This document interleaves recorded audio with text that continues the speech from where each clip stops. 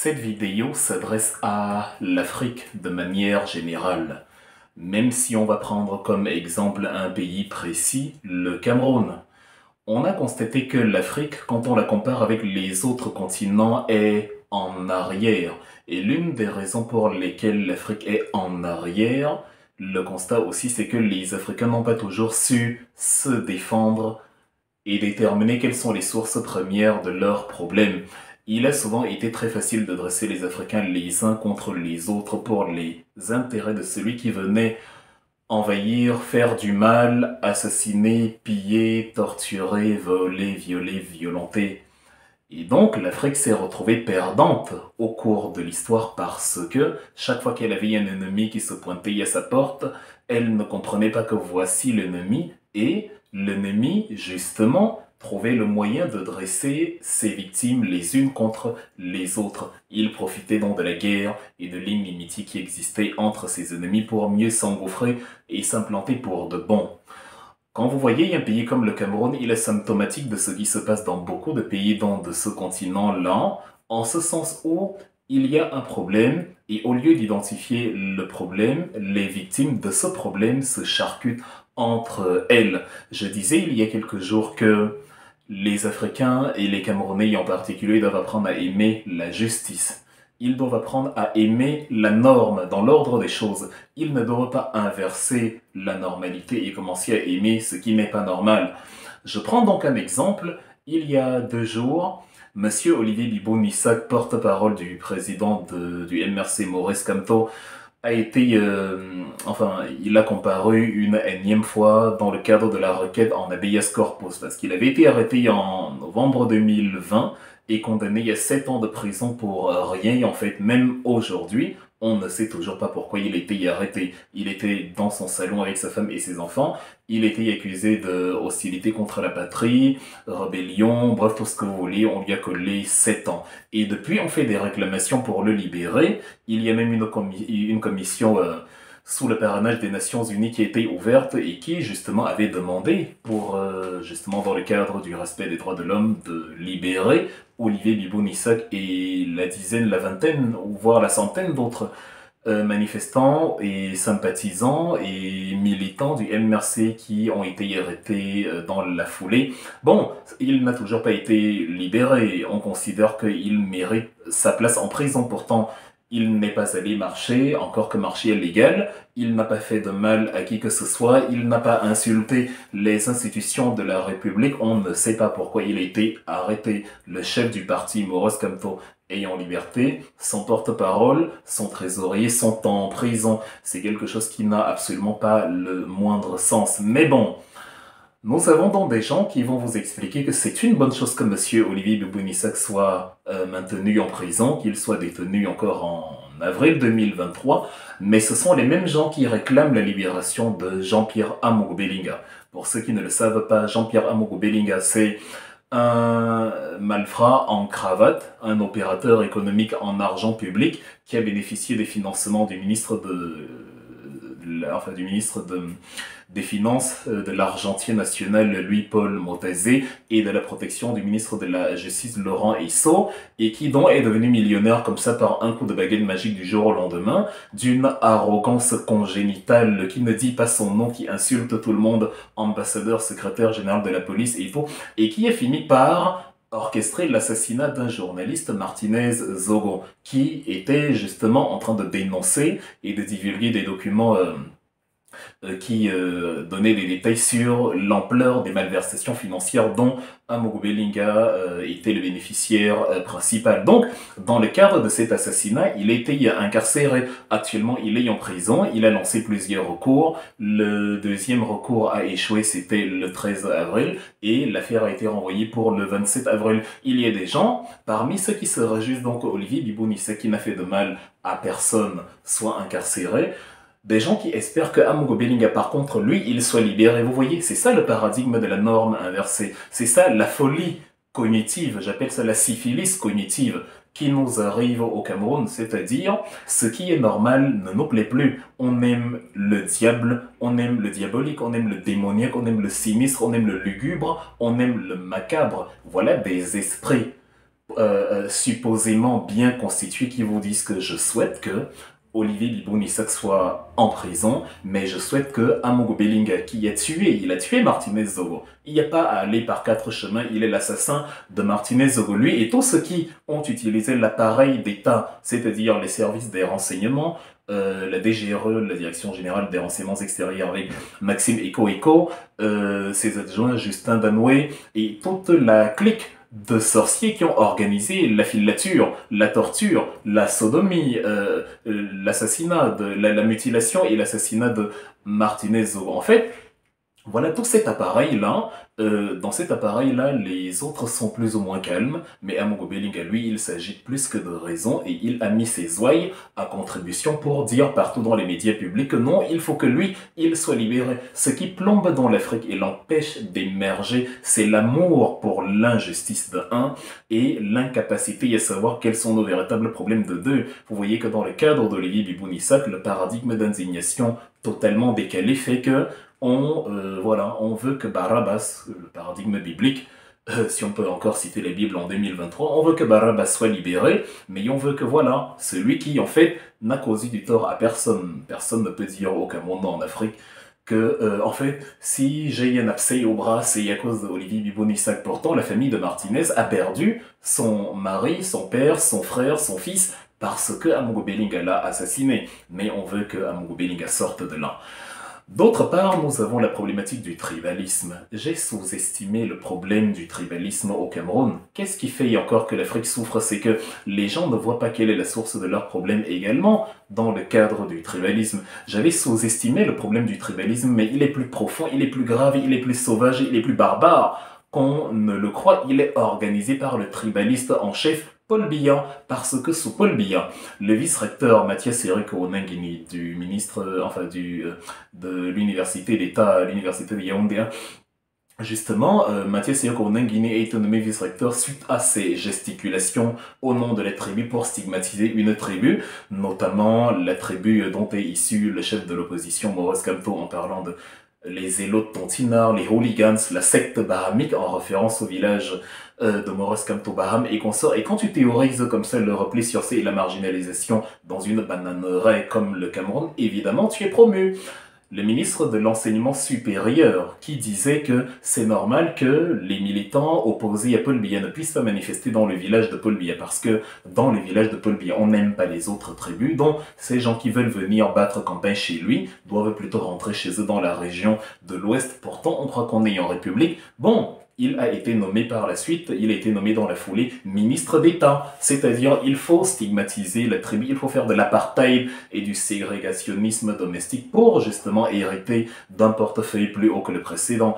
Le ministre délégué auprès du ministre de la Justice actuel, Jean de Dieu Momo, lui, il vous avait expliqué que oui, en effet, les Bamileke sont comme les Juifs.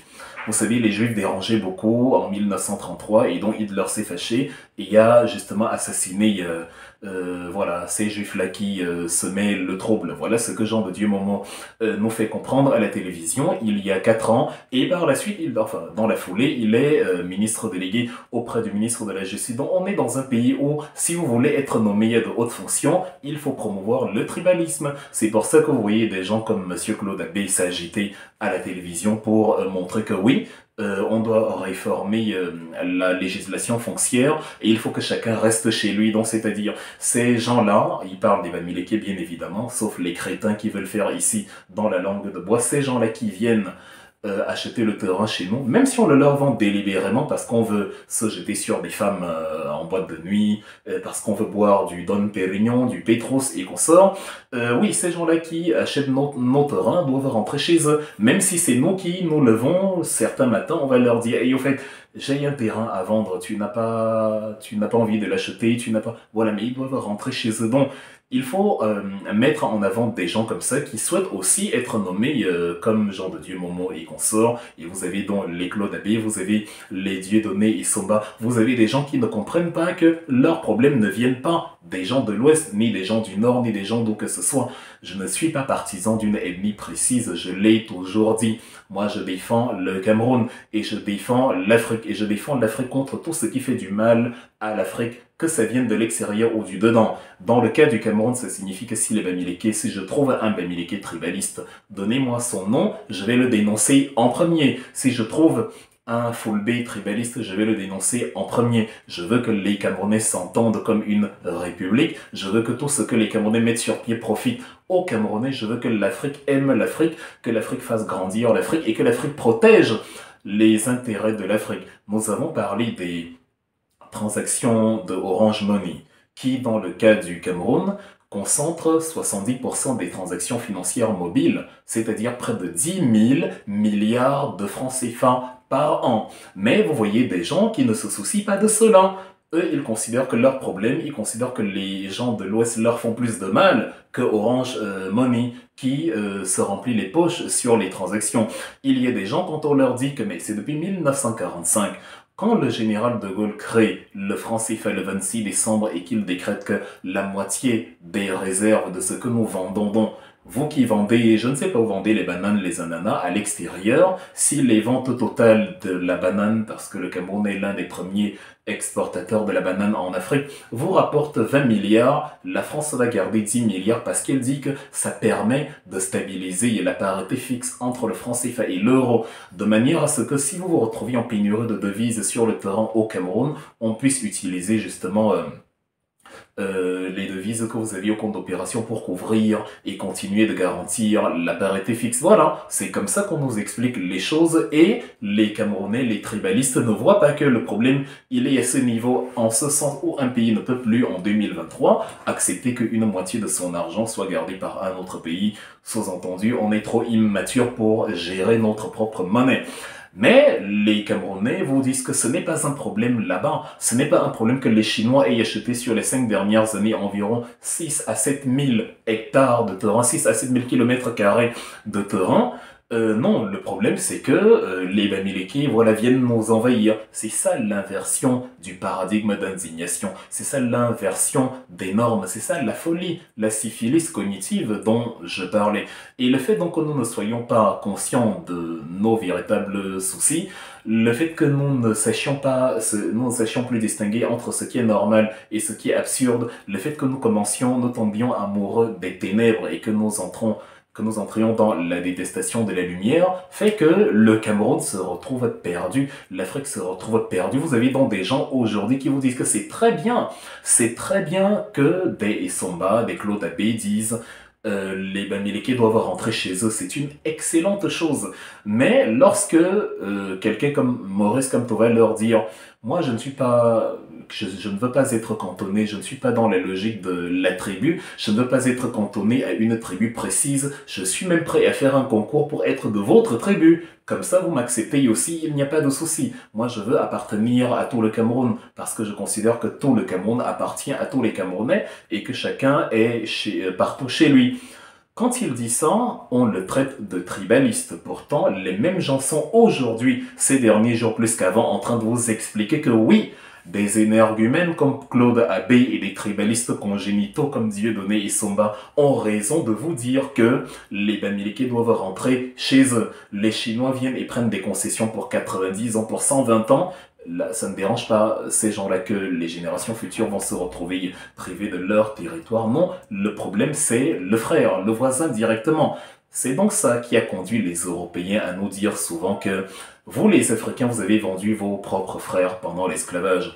Même si ce n'est pas vrai, ils sont aidés dans cette observation par le constat aujourd'hui, par le constat contemporain, parce que dans la logique actuelle, c'est exactement ce qui se passe. Vous avez un envahisseur, un ennemi externe qui vient, vous êtes incapable de vous réunir contre l'ennemi extérieur, vous vous fâchez contre votre propre voisin qui en fait subit la même chose que vous.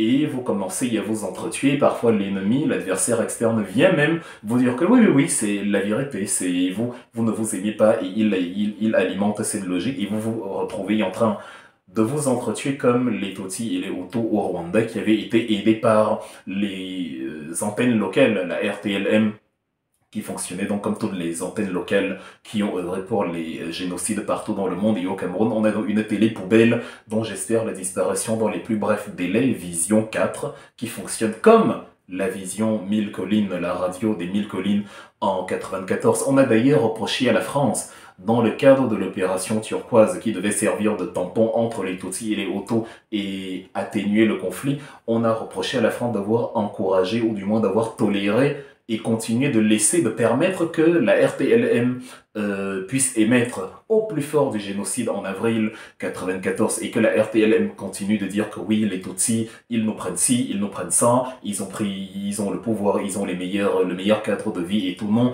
ils sont le problème du Rwanda, donc il faut les assassiner. Et la France a laissé passer, laissé couler, et les Rwandais se sont entretués. Aujourd'hui, on a des intellectuels qui propagent dans cela, et le pouvoir tribal de Paul Biya continue de protéger cela, et les étrangers qui sont chez nous, et ils s'en foutent, ils font leur business, et quand ça va partir en vrille, ils vont, si ça sert leurs intérêts, alimenter les divisions entre nous. De toute façon, c'est Lamberton, un Français, qui disait il y a littéralement un demi-siècle que voilà, le Cameroun entre dans l'indépendance avec un gros caillou dans la chaussure, qui est le caillou Bamileke. Et comme la vérité sonne blanche, aujourd'hui, une cinquantaine, soixantaine d'années plus tard, les gens continuent d'alimenter dans leur esprit l'idée selon laquelle le problème du Cameroun, ce sont les Bamileke et non ceux qui nous ont spoliés avec le franc CFA, nous ont spoliés avec les accords secrets où ils détiennent l'essentiel de nos sous-sols, nous ont spoliés avec le monopole des compagnies qu'ils viennent mettre sur pied chez nous, et avec justement l'empêchement d'une émergence d'une industrie locale, avec les Carrefour, avec les Bolloré, avec tout ce qui émerge là et qui empêche justement la production locale, comme dans le cas Nestlé avec Odile. Donc, voilà les problèmes, ils sont nombreux les problèmes que vit l'Afrique, et je suis outré, j'ai très mal de voir que la bêtise a été démocratisée et que la bêtise a pris le pas sur la raison et que les Camerounais continuent aujourd'hui de propager l'idée selon laquelle il y a une tribu voilà, qui fait du mal à d'autres Camerounais. Il y a des gens qui pensent qu'ils sont partout au Cameroun, quel que soit leur domaine, s'ils sont opérateurs économiques, s'ils voient un débouché à tel endroit, évidemment, ils y vont. Ça s'appelle une opportunité d'affaires. Et on ne comprend pas que vous vendez votre terrain délibérément. On ne vous y oblige pas parce que vous avez envie, voilà, de faire des plans à 3, à 4 et parce que vous avez envie de boire du bon vin. Mais par la suite, quand c'est fini, parce que oui, ça finit quand on n'investit pas, quand on ne permet pas à l'argent de générer de l'argent. Évidemment, c'est fini. Vous vous rendez compte que, vous êtes roulé vous-même, sauf que vous préférez créer une réalité parallèle comme quoi on vous a roulé et vous entrez dans les logiques tribales absurdes comme celles que nous avons actuellement. Le tribalisme est une calamité qui n'a droit de citer nulle part. Je suis opposé à tout tribaliste, je suis opposé à toute forme de tribaliste. Mes frères du village, les tribalistes congénitaux, sont en train de penser que je suis à la solde des Bamileke. Ils n'ont pas compris que si un Bamileke se comporte de la même façon que eux, je vais le fustiger de la même manière. Je crois que Jean de Dieu Momo est un Bamileke, lui qui dit que les Bamis sont comme Hitler et tout. Je l'ai mentionné ici. Tous ceux qui, au nom de la tribu, détruisent le tissu national sont mes principaux ennemis.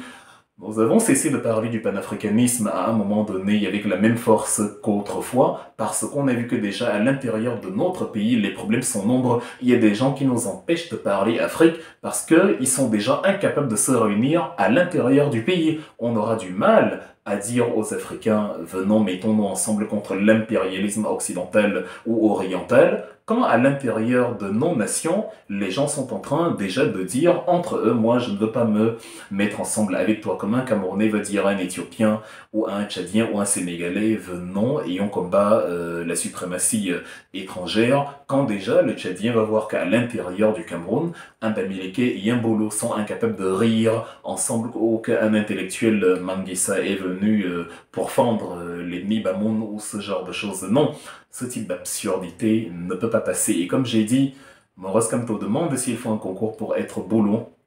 Moi, j'ai dit qu'il y a des gens qui, dans le concours de la bêtise, ont déjà réussi alors qu'ils n'ont même pas passé ce concours-là. Nous devons éradiquer la bêtise parce que dans le cadre du panafricanisme, dans le cadre du Cameroun de demain, dans le cadre de l'Afrique de demain que nous voulons construire, la bêtise est une notion totalement illégale.